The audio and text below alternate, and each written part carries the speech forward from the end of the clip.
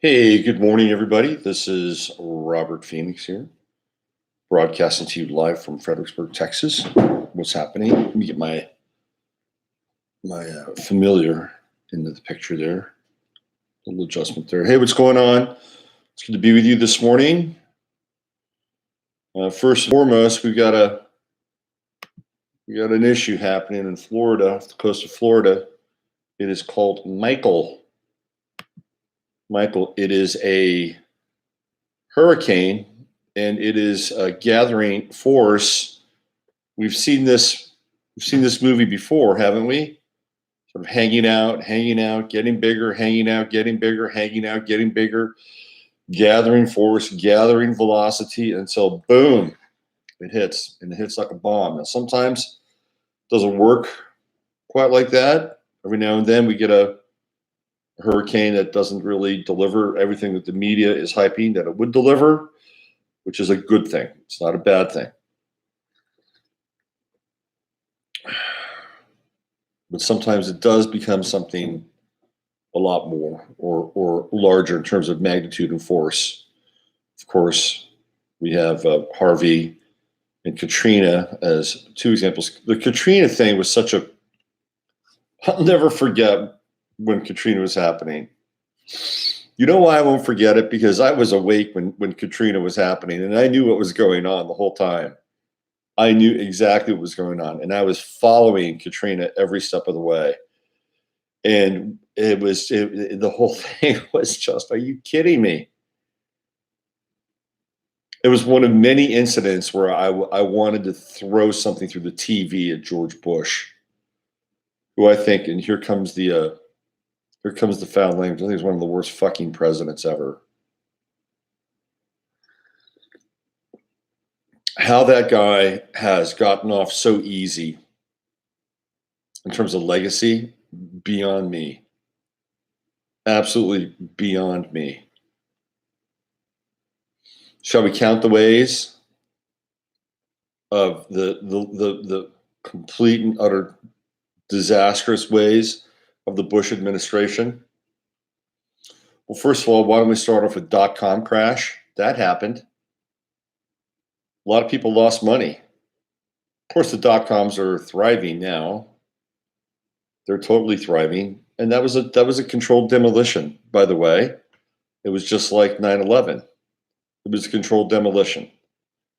Alan Greenspan decided to ratchet up the interest rates. People said, well, you should have been doing it earlier. I guess so. If maybe you should have just left them alone and allowed people to get more money so that they could actually build out their businesses in the .com world and not take all these hits. But it was the raising of the interest rates which affected the market. And a lot of businesses, fledgling businesses, some of which probably would have deserved to go down anyway, but they did. And people lost a lot of money during the .com boom, a lot of money. But I'll tell you, who made a lot of money are the people that did the arbitrages, which I've covered before. The Bear Stearns, the Goldman Sachs, the Solomon Brothers, the companies that actually brought these companies to public, right? They brought them to the public. They got them onto the NASDAQ. You have to do a thing called an arbitrage. You have to file. You have to do all this stuff, right? You have to file. And the people that do the arbitrages, they get thousands of shares, pennies on the dollar, thousands. And they have no restrictions as to when you can sell, when they can sell. Do you think they waited around? No, because they knew the market. So when MP3.com started breaking record stock prices, the people who put together that arbitrage immediately sold their shares. They devalued the stock kind of right out of the gate, but that was the deal. Anyway, that took place right on George Bush's watch, right out of the gate. That was in 2000.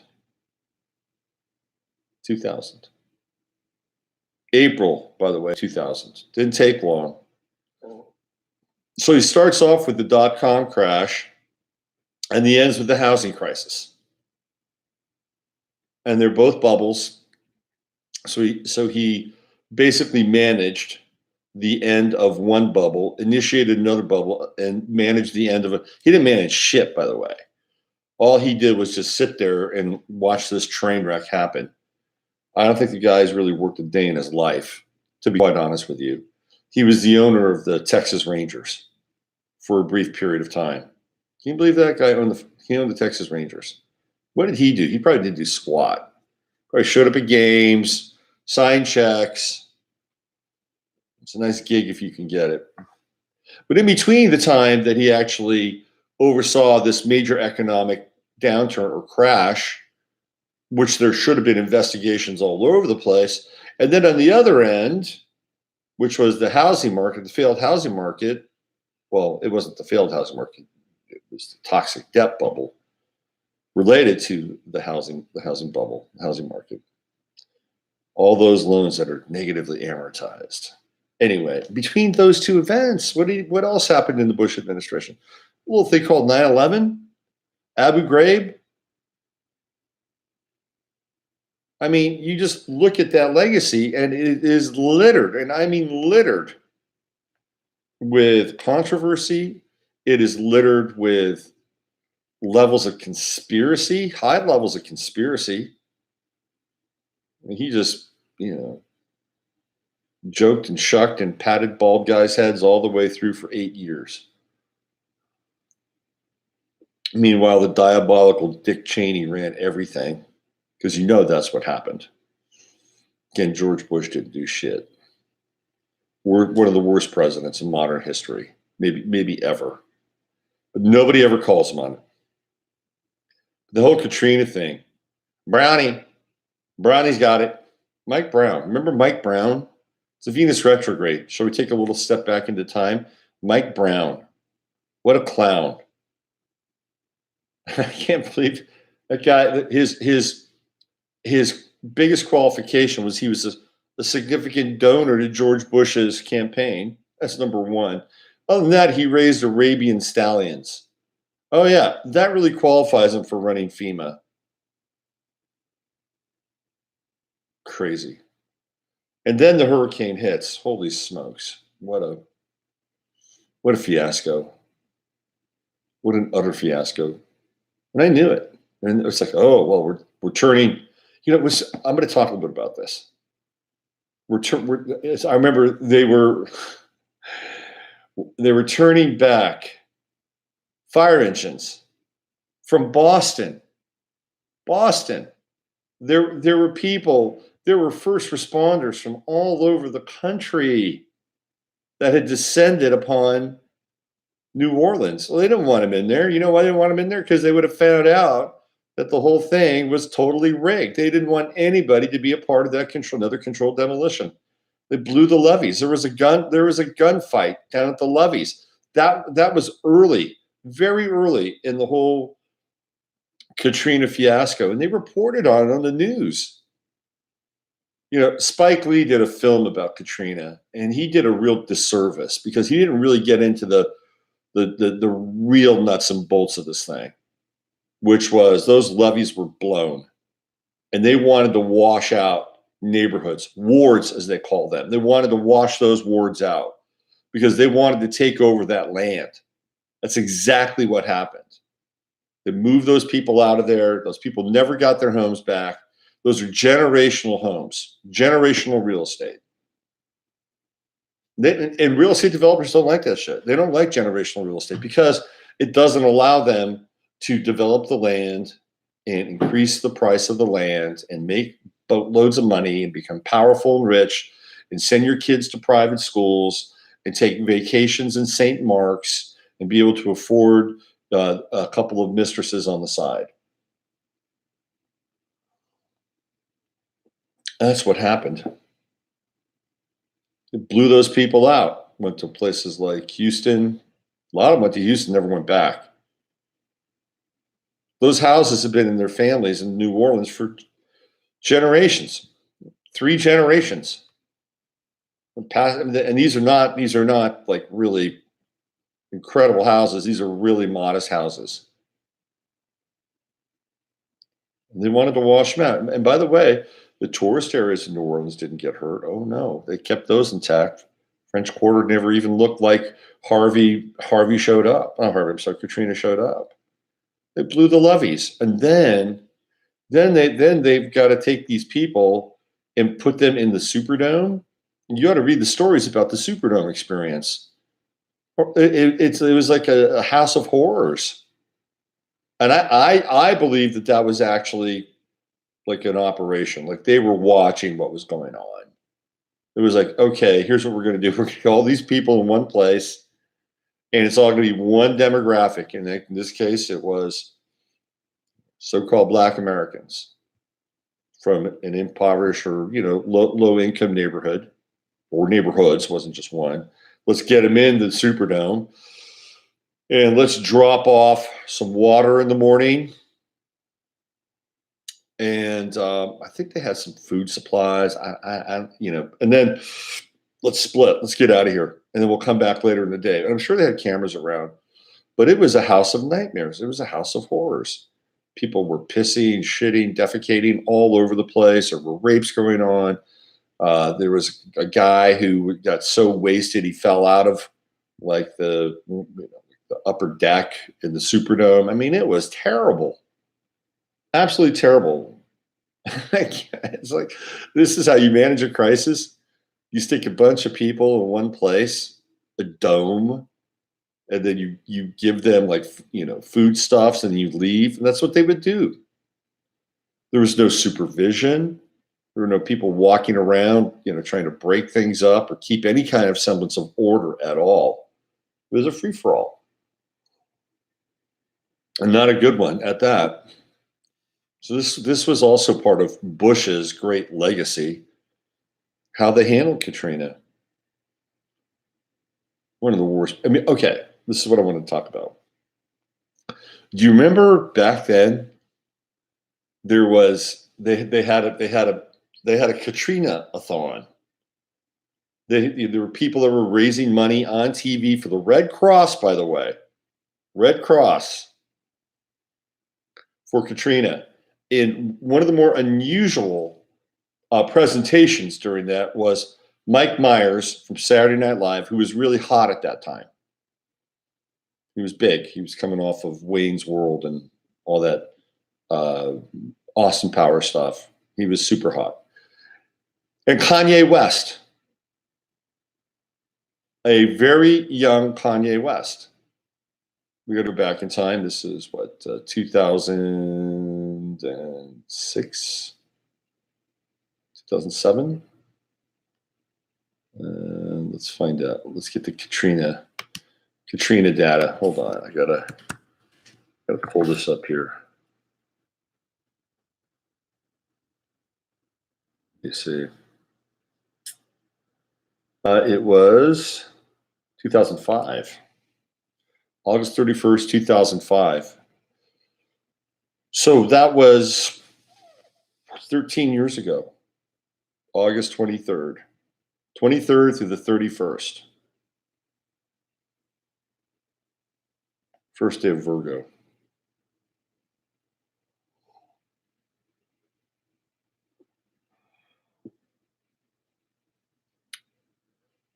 What is this? Katrina Kaif, no filter. Apparently somebody named Katrina Kaif is now a star. Have you noticed that there are this pantheon of stars that you really don't know and really don't care about? Have you noticed that? We're in a new media era, by the way. Everything is shifted. Everything is tilted. It's upside down. Some of the biggest stars are people you don't even know about. I was reading about Will Greer, who plays quarterback for the Virginia University of West Virginia football team. Good kid. Good dude. He's got two brothers who are enormous YouTube stars. Enormous. Like there's a whole universe of YouTube stars that we don't even know about. I don't know. I think it's a good thing. I'd rather have YouTube stars than your typical Hollywood stars because they're diminishing in their wattage. Like when James, what's his name? I'm having a morning moment here. It'll come to me. I see him right in front of my face. When you have certain actors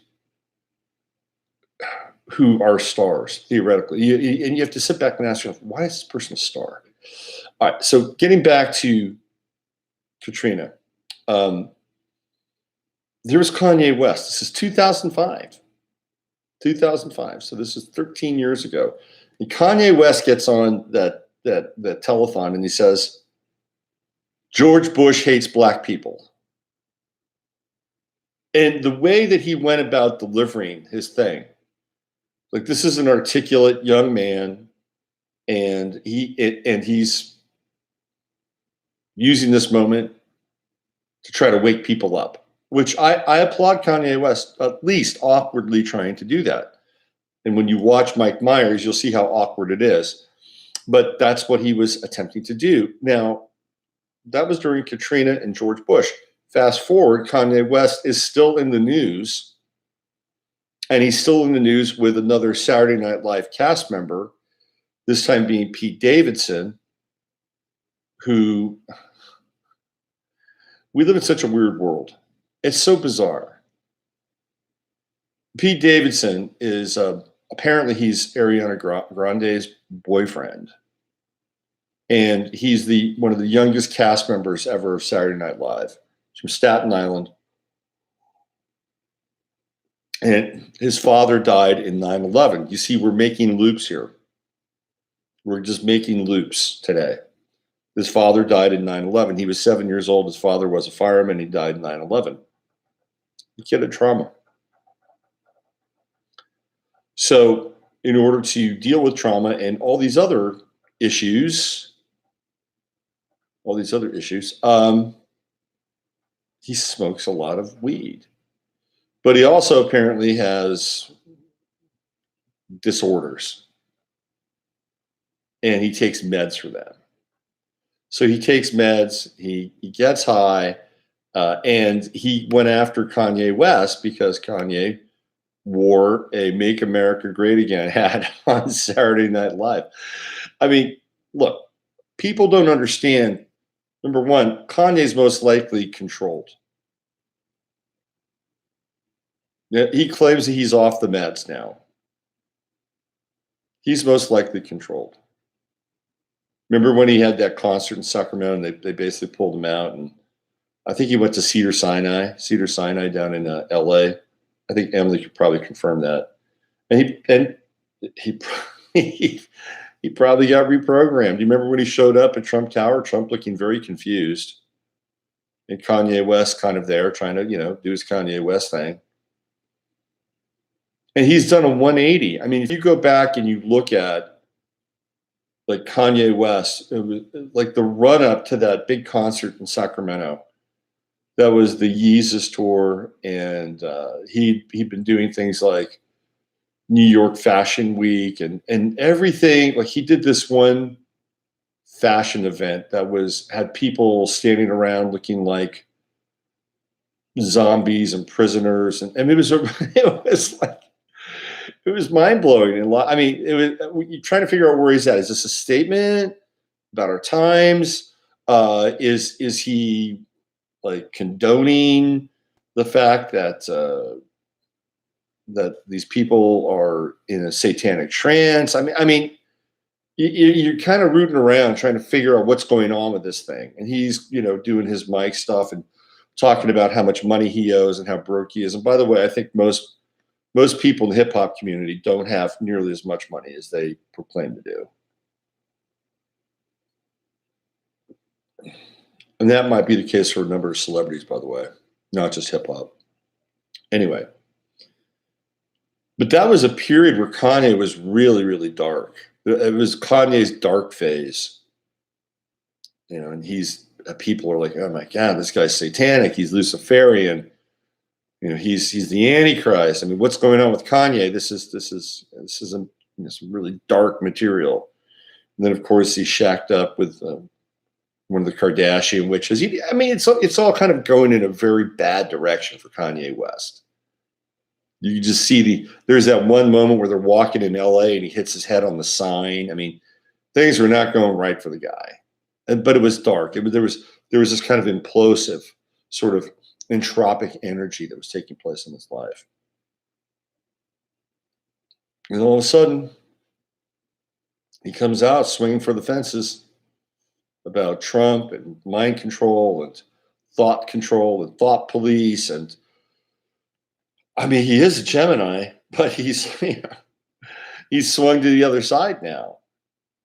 And it is a fascinating thing to watch. He's been disowned by so many people inside the hip hop community.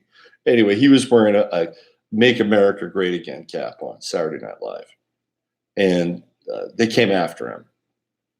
They definitely came after him. So it's just fascinating that we have these bookends. It's like Bush starts off his administration with a financial crisis, and he ends with a financial crisis. Kanye West comes out at Katrina and basically takes on George Bush and says George Bush hates black people. 13 years later, he's banging the Trump drum and making America great again and being kind of a vox populi for free thought. I can't determine whether or not Kanye's been reprogrammed or even if that's really Kanye. I don't know if that's Kanye or I don't know. I really don't know. I mean, we live in a very strange universe, don't we? Very strange universe. James Franco was the guy I was thinking. Like when James Franco is your like a version of a star, or it's like we're in bad shape. I mean, I'm not condoning or buying into the Hollywood star system, which I think it's dying, obviously. But if just look back on a time when even though these were very flawed people and involved in many of the same practices that we accuse Hollywood of today, there was a time when stars were stars. They were iconic. Iconic. Is James Franco iconic? No. And even people who are at the tail end of that star system, very few of them are iconic. Is Ben Affleck iconic? No. Is Matt Damon iconic? No. Good actors, interesting for the most part, sometimes no, but they're not iconic. I'd say probably the most iconic actors that are kind of still around and doing things would be Brad Pitt, Sean Penn, sort of that kind of early Brat Pack sort of phase. That's like the tail end right there. Robert Downey Jr. These are iconic actors that are in their 50s. Keanu Reeves probably is in that zone because he's in his 50s. Keanu Reeves was born in 1964. How about them apples? How about that? Keanu Reeves, 54 years old. Neo hits midlife. So we got a storm happening. Let's get into this storm. The name of the storm is Michael, and it is monstrous. This is from the BBC.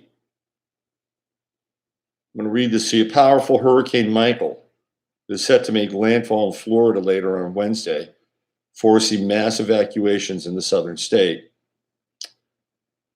The Category 3 storm with winds near 125 miles per hour, Michael, is expected to strengthen further when it hits the Florida Panhandle or Florida Big Bend in the northwest.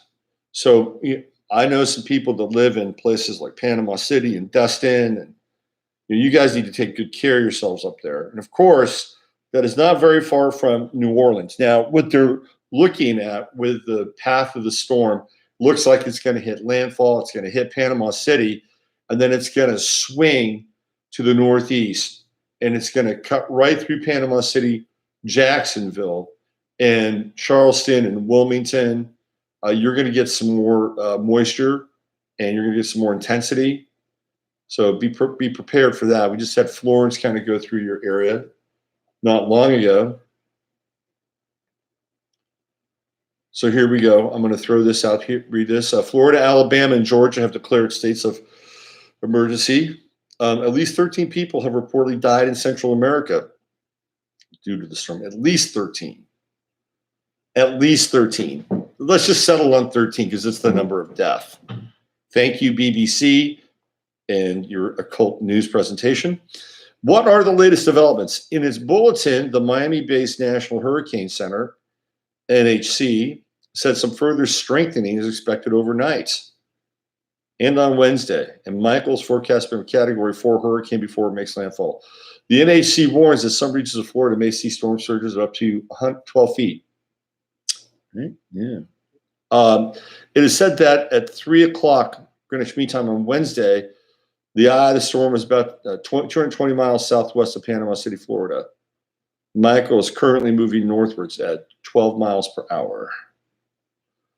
So all you folks down in Florida, take good care and do what you have to do. We'll keep our eye on this over the course of the next couple of days.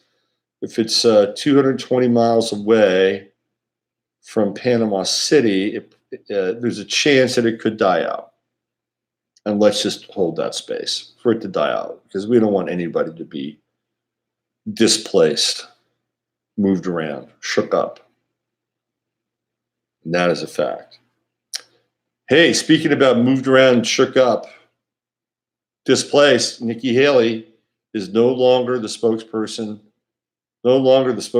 for the United States at the UN. I tell you what, I've got a really great idea about who should fill that vacancy. Got a great idea. Are you ready? Nobody. Hey, whoa. What are you saying? Are you saying that we shouldn't have anybody at the UN? Yeah, that's exactly what I'm saying. I'm saying maybe it's time we got out of the UN. How about that? Wouldn't that be a statement? Apparently, Trump was talking about sovereignty. Where is Trump getting these quaint ideas about sovereignty? This is classic Trump. On the one hand, like Trump has the most amazing ability to like talk out of both sides of his mouth. I've never seen anybody quite this efficient. On the one hand, he's talking about sovereignty. On the other hand, he's like, all hot and horny for 5G, which is pretty much the end of some level of sovereignty, both from a surveillance. 5G sucks. It totally sucks. I've got a 5G router, and even when I'm like 2 feet away from it, the signal is like it's like a baby fart. Man, I start to lose the signal within 5G is overrated. Like you literally have to be right up against the damn thing for it to be functional. I'm just down the hall from where the router is. It's in another part of the apartment. Of course, I've got it all hooked up with shungite, but it's a terrible signal. So not only are we, this is really, really going to be mind-blowing, because once they install all the 5G, they're going to figure out how crappy it is. All right, so let me read this. This is about Trump talking about the UN and how I gotta find this thing. It's like it's total Trump. Hold on, let me find this.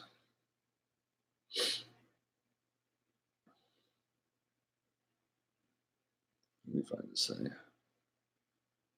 Do do do do do do do do do do do do. Do do do do do do do do do do do boom boom boom boom boom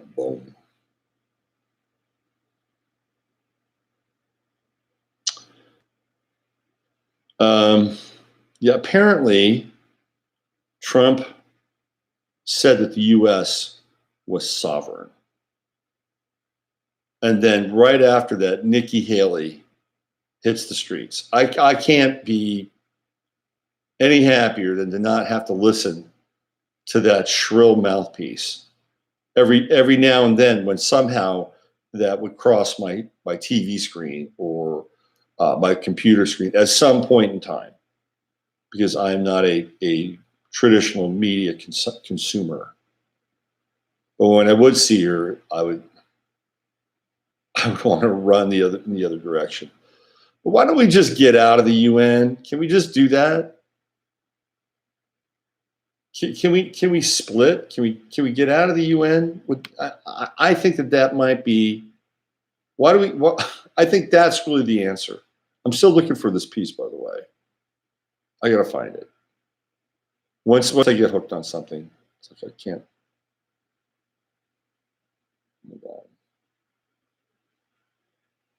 All right, I'll find the link somewhere. I'll try to put it in the. Let's see what else we have here. So I became obsessed with this. Okay, when I get obsessed with something, I lose my train of thought and stream of consciousness. So I have to reel it back in.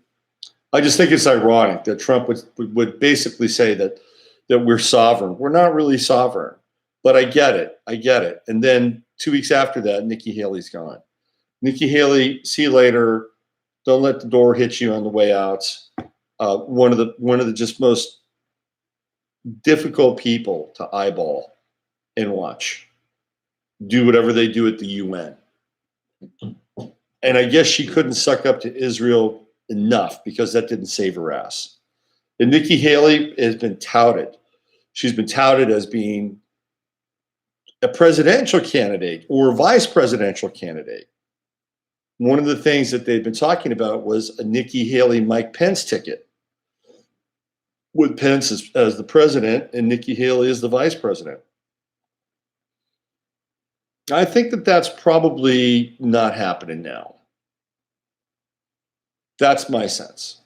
I think that that's probably come to a halt.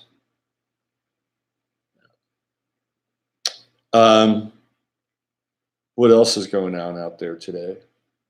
Let me see.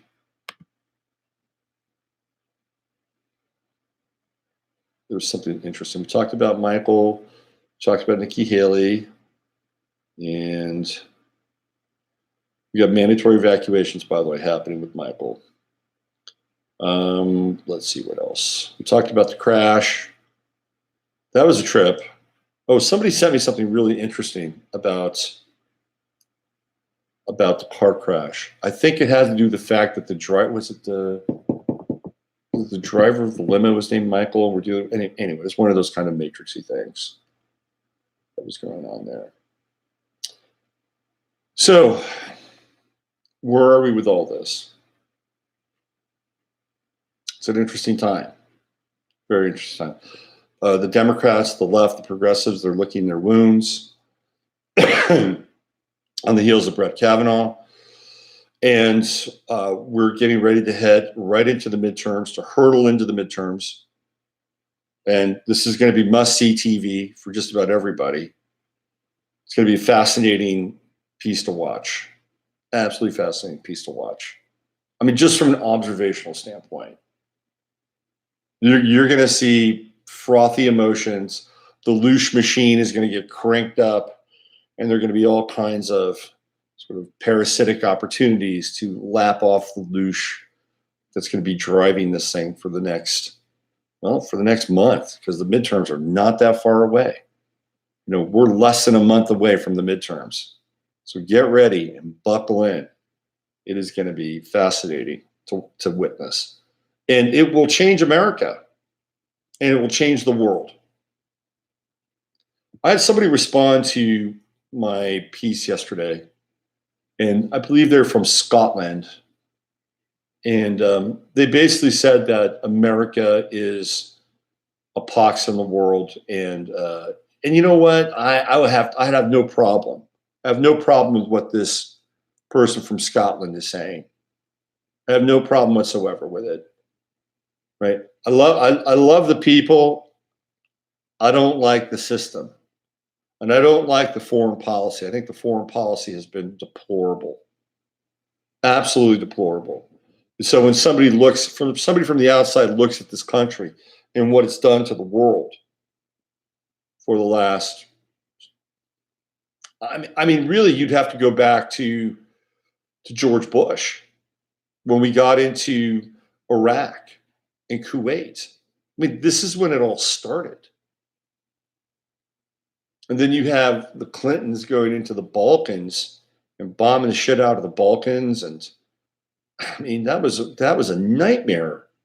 We had no business there. But we were dragged into it by NATO, and Bill Clinton was compromised because of Monica Lewinsky and who knows what else. So he was going to do what he was told.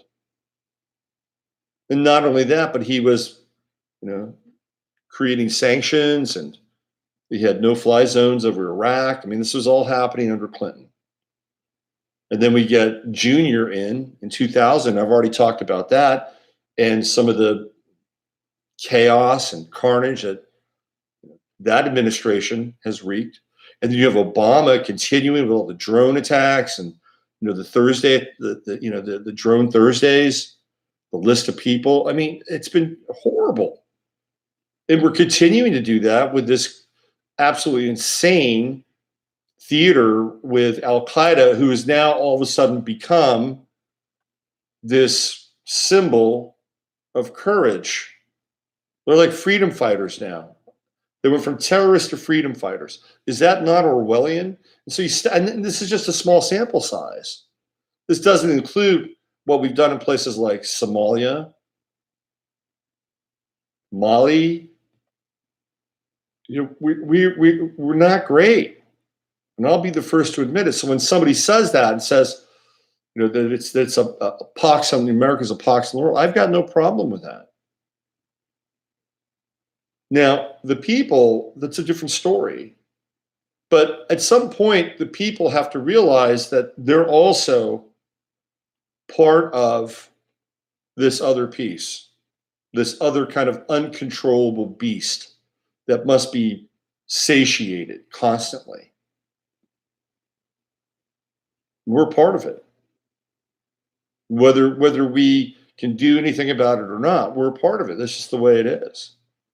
So when kids in Yemen die, I mean, that blood's kind of on our hands because we're not having enough moral outrage, or we're not taking enough action in order to put pressure on people who make decisions to fund those war efforts.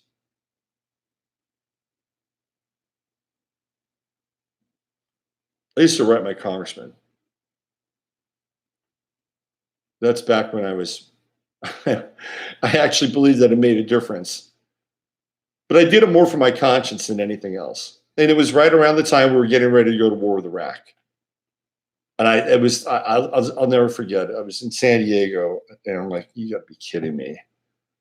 They're going to vote on this thing, and then we're going to go to war with Iraq. Oh my God, please heaven help us. I remember walking along the beaches in San Diego, feeling very heavy about the whole thing. So I wrote my congressman, Duke Cunningham, Vietnam War hero. I laid out my case as to why I didn't think we should go to war with Iraq. He actually responded. Of course, it was the typical response. Less than a year later, he was facing some very serious charges about taking bribes from military industrial complex lobbyists, and a lot of bribes. And the next thing you know, Randall Duke Cunningham, is that his name? I think so. His name was Randall Duke Cunningham. Called him Duke. Wound up doing time. I don't know if he's still in jail now, but he had to step down from being a congressman, and wound up going to prison for a while. Paid a lot of fines. Maybe I should write to Congressman more. I don't know. I'm not saying that it had an effect on anything, but it was interesting. I was paying attention. Like, okay, see, you didn't listen to me. But I have no problem with that kind of view, and we are in some ways complicit. And that's the part that is a lot of people don't want to. Oh, you're being pessimistic. Oh, you're being a downer. Oh, you're being negative. Now, there's things to be positive about. I'm talking big picture, this country, the world, our role in foreign policy. since 1990, right? The last 36 years, right? 36 years. 1990. 1990, yeah.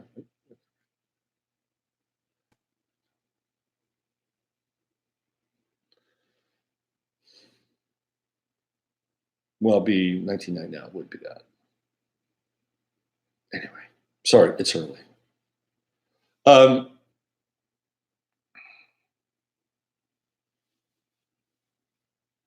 So what do we do about it? Would we feel guilty enough in some ways? I don't have my mic plugged in. Man, this is a rough morning. I'm sorry. Do we feel guilty enough to take action? And if so, what kind of action do we take? I think that's the big question.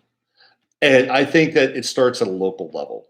And just to let you know, give you an update, our effort here to remove the fluoride from the water in Fredericksburg is moving along. We're getting ready to put together a petition to amend the city charter. How about that? And we got a strong core team, and we're going to go out. We're going to get signatures over the course of the next few weeks.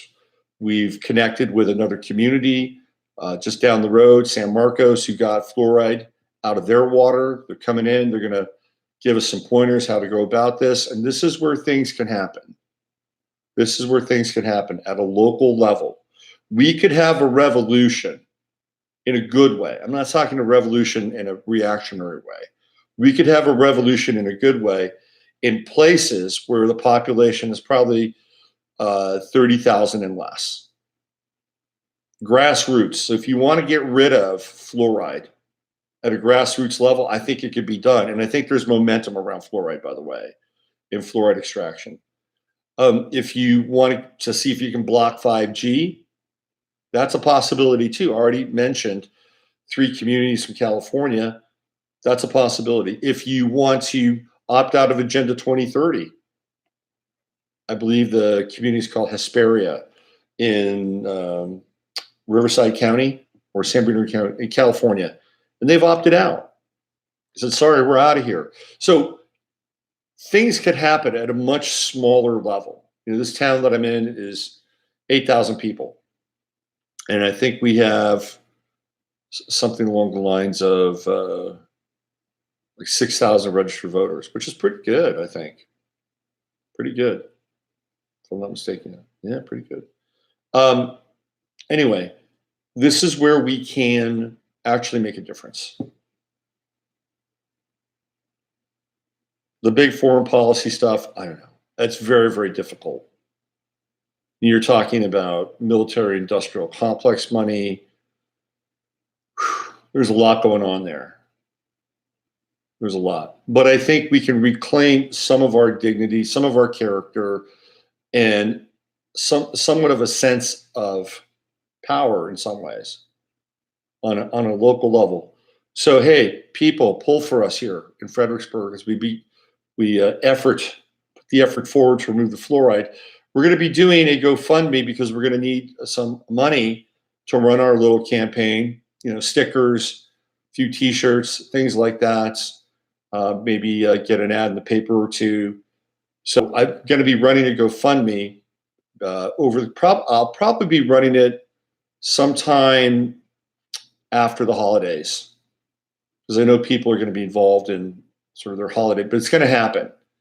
And I'll probably stage it over on Facebook. And in fact, we're going to be having a Facebook group that's going to open up in the next 48 hours. So our initiative is called Clean Water Fred, meaning Clean Water Fredericksburg. And you'll be able to follow us on our Facebook page. We'll have a lot of information there about fluoride and how you can actually take steps if you want to get the fluoride out of your water from a practical standpoint using filters and all that stuff, which is very, very costly. And a long-term solution, which is, hopefully cross your fingers here in this town, being able to remove the fluoride.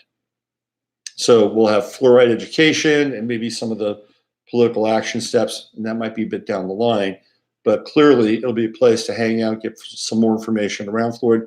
and support what we're doing here in Fredericksburg, Texas, because what we want to do is we want to put together a template. We want to put together a toolkit.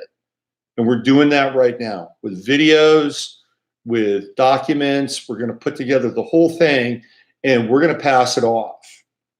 So if you're living in a town somewhere and you want to get the fluoride out, of course, there's going to be different tweaks at a local level with jurisdictions and procedures.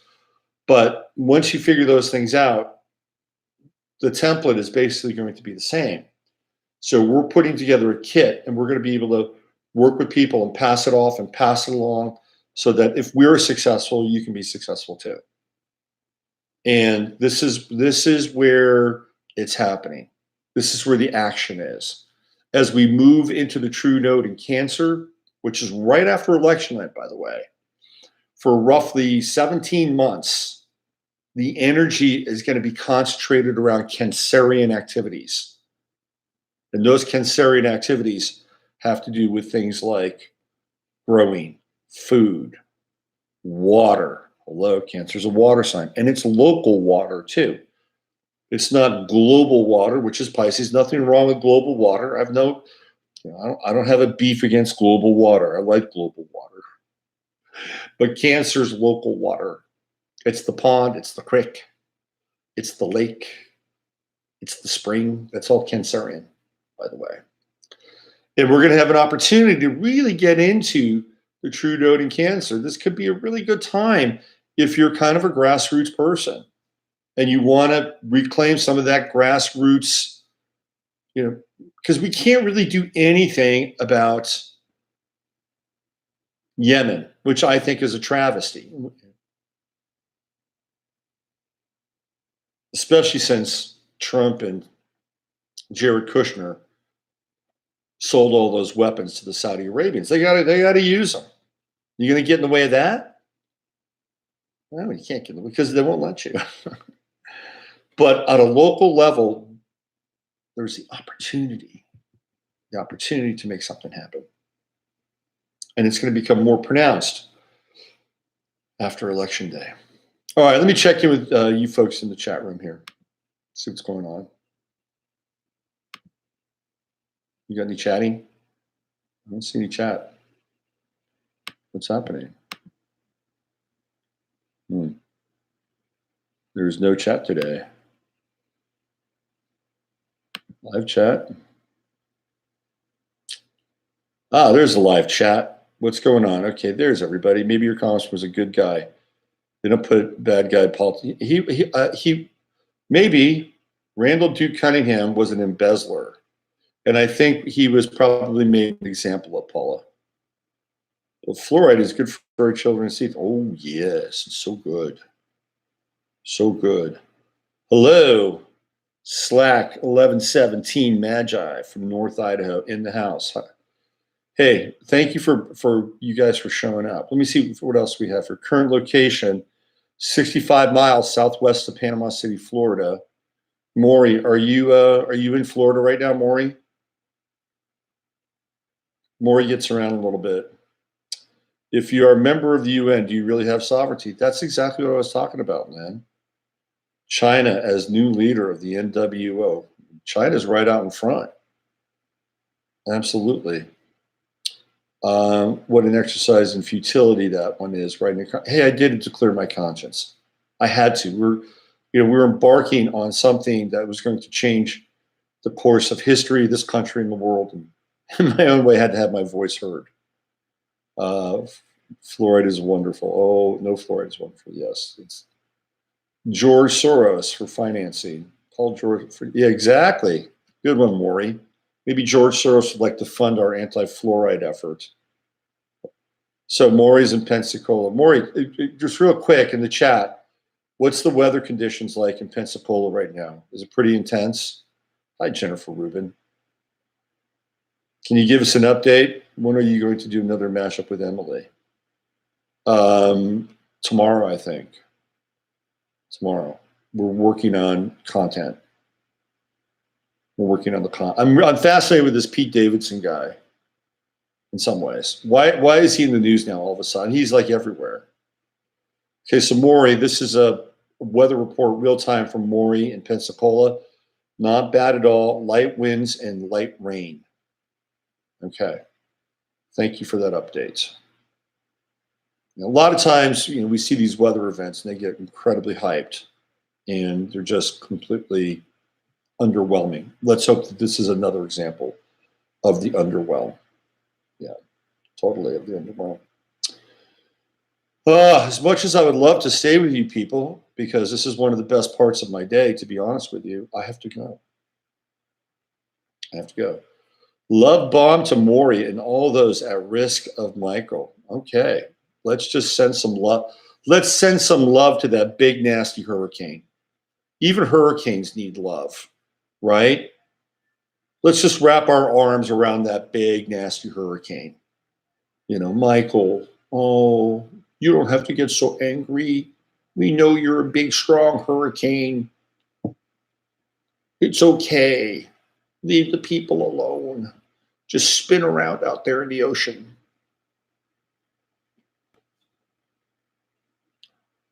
Loving natural disasters. Unconditional love for natural disasters. We could go there. We really could go there. It's not out of the question. Okay. Well, why don't I get on out here? But before I do, please keep in mind, remember, I'm doing a webinar with Heather Eland, and that's going to be taking place on the 20th of October. That'll be 2 p.m. Central Standard Time, 3 p.m. for you people on the East Coast. It's going to be great. We're going to be talking about Jupiter and Sagittarius, which is going to be a game changer for your own individual consciousness, your beliefs, and the ability to connect to higher mind. That'll be a big, big part of Jupiter and Sagittarius. Of course, I've already talked about the nodal shift, which will take place in Cancer. We've got eclipses. It's going to be a wild and woolly 2019, so you want to get informed and find out where you can really tap in your chart, personally, and the collective game as well. And that's going to be happening on October 20th. You could go to my Facebook page. You can go to Heather Eland, which is Astrology with Heather, all kinds of good stuff. Okay? That's there. And it's so nice to see you, by the way. Nice to see you in the chat room, Anna. All right. I love each and every one of you. Thank you for being here every morning, starting at 9 o'clock Central Standard Time. I will be back tomorrow, and I'm sure I'll have more to talk about. Should we grab our ankles for 2019? No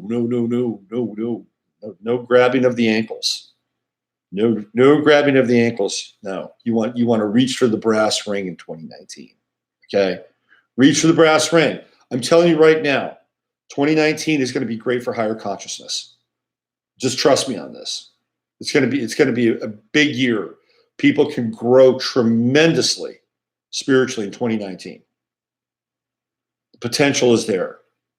So, and I'm not saying it just to hype the webinar. I know this. I have Jupiter and Sagittarius. It's my passport.